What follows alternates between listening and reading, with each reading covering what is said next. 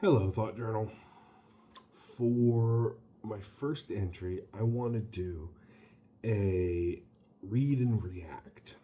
I'm going to read a piece off of Substack that was published the 7th, so just under a week ago, by Paul Krugman, and I'm going to give my thoughts along the way. Now, a few things before we get started. The point of this exercise is to mine Paul Krugman's work for the ideas, the political ideas that he's working with, and then evaluate those ideas and critically respond to them. Because he makes some claims in this piece that I think are worth talking about. Now, one principle that I'm going to put down for myself when we do this, and that I will try to stick to in future content, is that Paul Krugman, being an economist,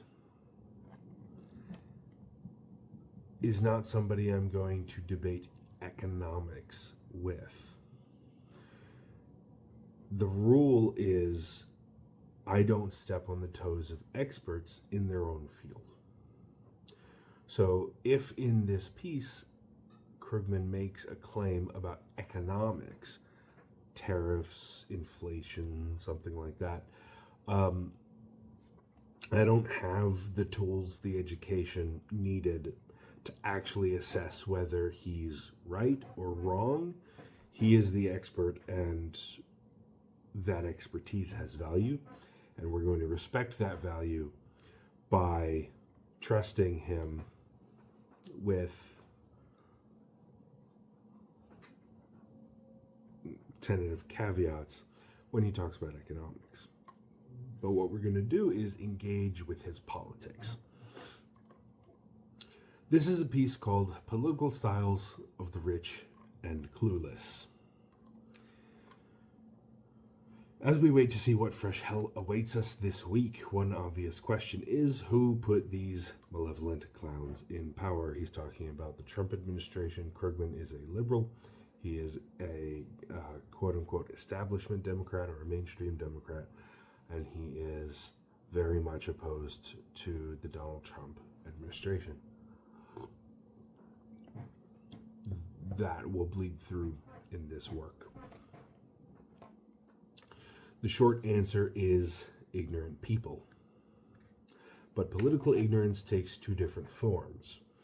On one side, there are quote-unquote less engaged voters who don't follow politics closely, and to be fair, ordinary Americans have good excuses for not paying close attention to the news. They have jobs to do, children to raise, lives to live. Unfortunately, many of these voters believe Trump's fabulous promises. They are now only beginning to understand what they voted for.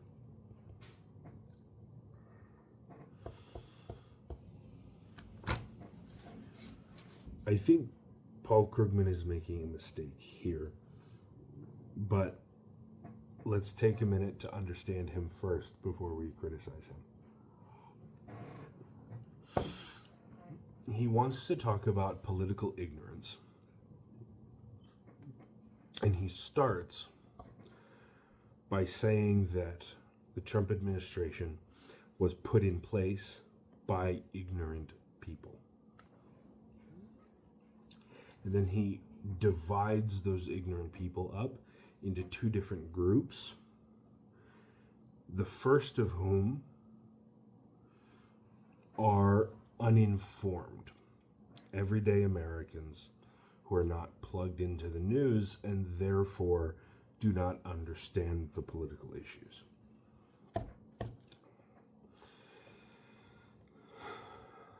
Paul Krugman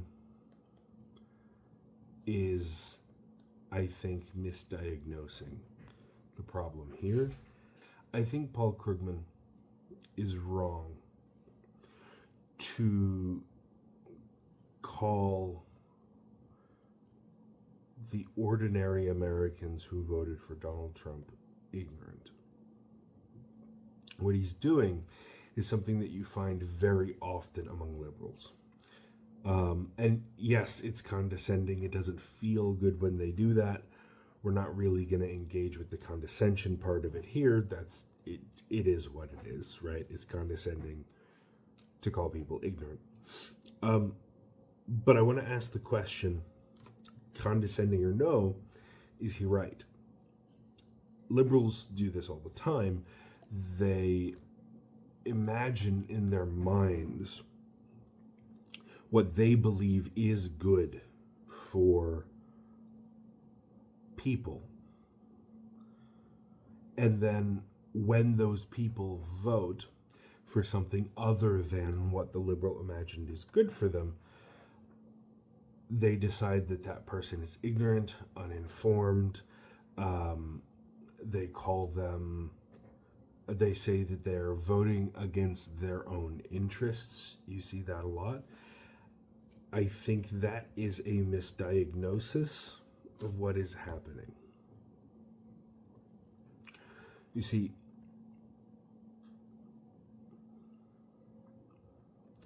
human interests are far more varied and conflicting than most people think. Most people sort the world into a rough category of us and them. And then everybody inside the categories of us and them have the same interests. And your us and them could be your nation, Americans versus Canadians versus Mexicans versus Brazilians versus the French, and you could think that each of those categories has interests that align internally and then conflict externally. You could think along categories of gender and think that there are, male interests and female interests that contradict between them, but then align internally. You could think along the terms of race and think that you have interests that align racially, but conflict between races. Most people do that. But the reality is that interests are vastly more varied and contradictory than those assumptions allow for.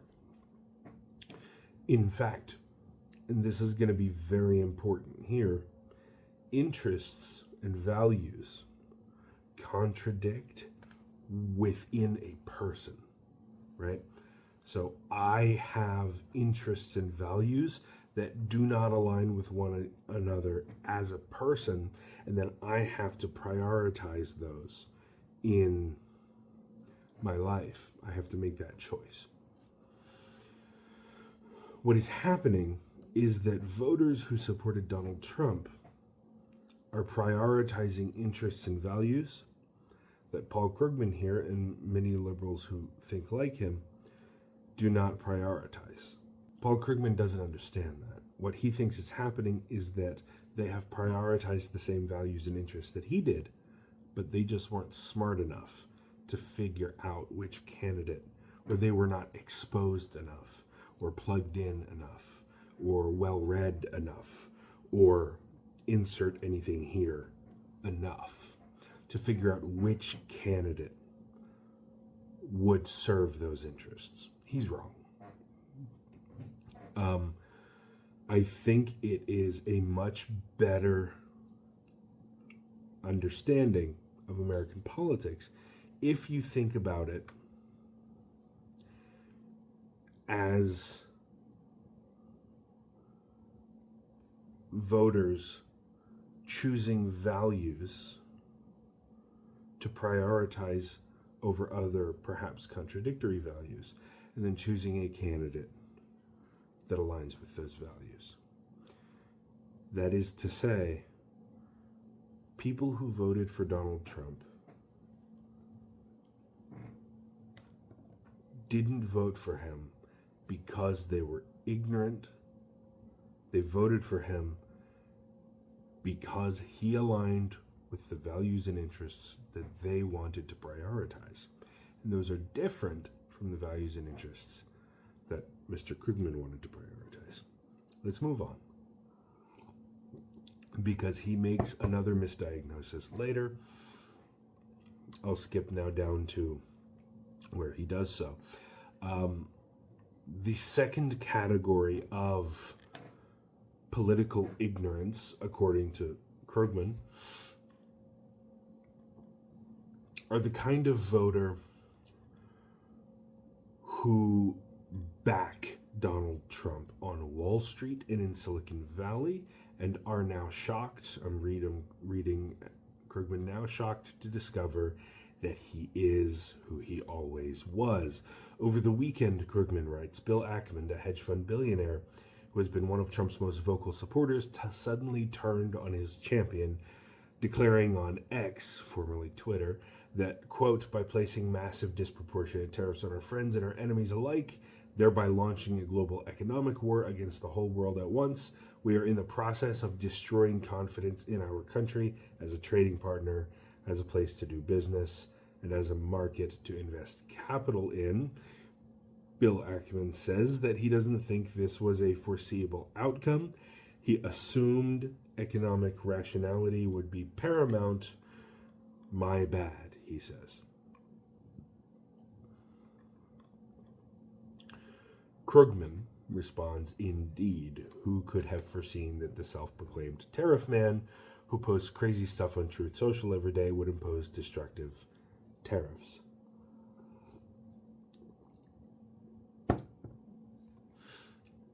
He goes on, Ackman was not a fool, but he was not alone in getting Trump all wrong. Ackman is a fool, he says, but was not alone in getting Trump all wrong. Many wealthy people imagined that Trump 2 would be like Trump 1, a mostly standard right-winger with a bit of a protectionist hobby. They thought he would cut their taxes, eliminate financial and environmental regulations, and promote crypto, making them even wealthier. They expected him to back off of his tariff obsession if the stock market started to fall. If he ripped up the social safety net, well, they don't depend on food stamps or Medicaid.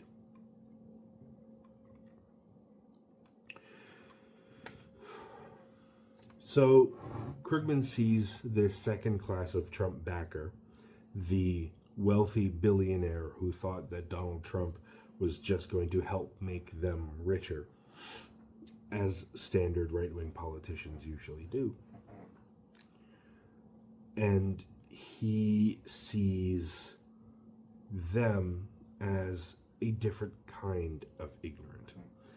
See, they are not like the first group that don't pay attention, according to Krugman. They do pay attention. They were just stupid, a fool. Got him wrong, assumed that Trump 2 would be like Trump 1.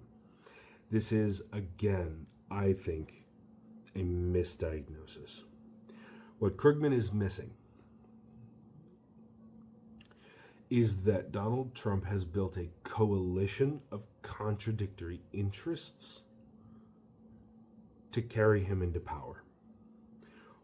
One faction of that coalition are these wealthy billionaires who want an open trade policy because it helps them get richer. But another faction are protectionists who are motivated by nationalist ideology, which does not prioritize economic wealth.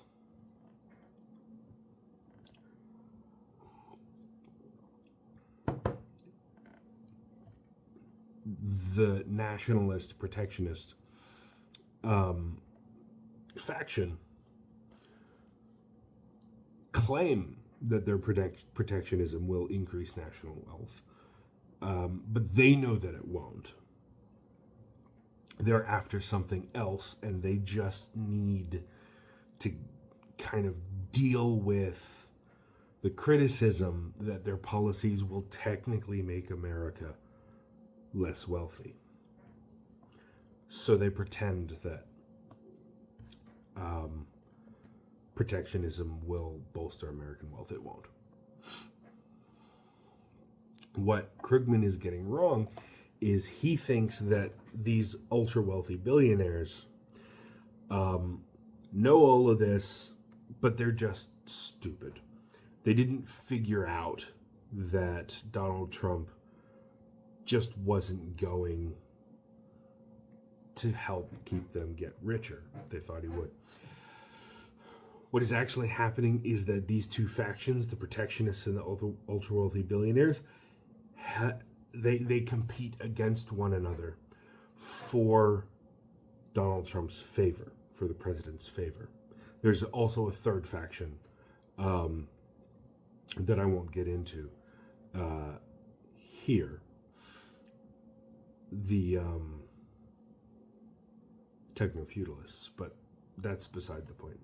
What is happening is that there are factions of Trump supporters all competing for his favor in advancing their policies, and they each of these three major factions in the White House have policies that contradict the other factions. They're competing to get the president to advance their politics at the expense of the other factions, and the ultra-wealthy billionaire class lost that competition to the nationalist protectionists. So rather than a situation in which wealthy billionaires were just stupid, it is a situation in which they made a calculated political risk, engaged in political competition, and on this issue, lost. But they will continue to compete, both on this issue and on other issues in which they have been winning. The end result of such competition between factions is incoherent public-facing policy. You do one thing one day that moves your policy in this direction, and you do another thing another day that moves the policy in that direction, and there is no coherent outcome that actually makes political sense. It's just day-to-day competition between competing factions. It's tug of war.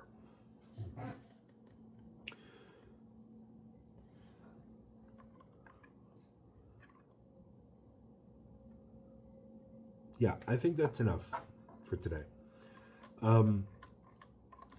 Krugman makes two separate misdiagnoses about two separate groups of people who supported Donald Trump.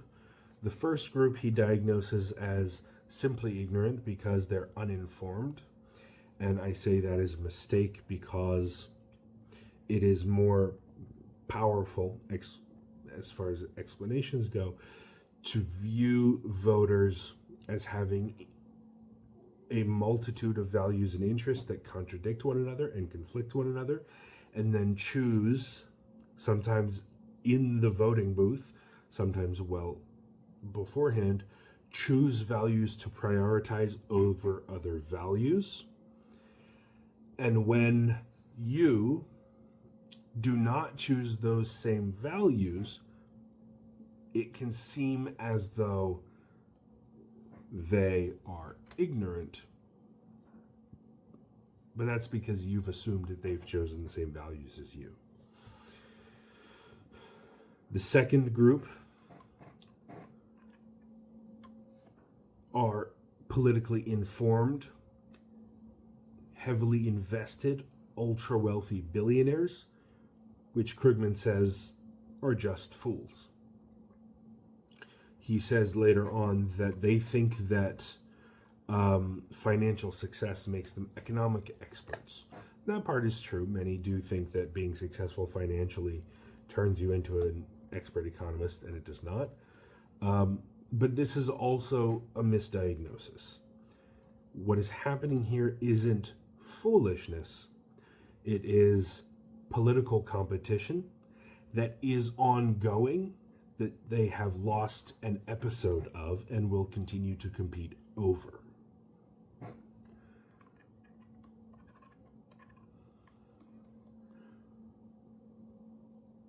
I think we'll leave it at that for now. I'm at 20 minutes for a first foray. I think that's enough. See you next time.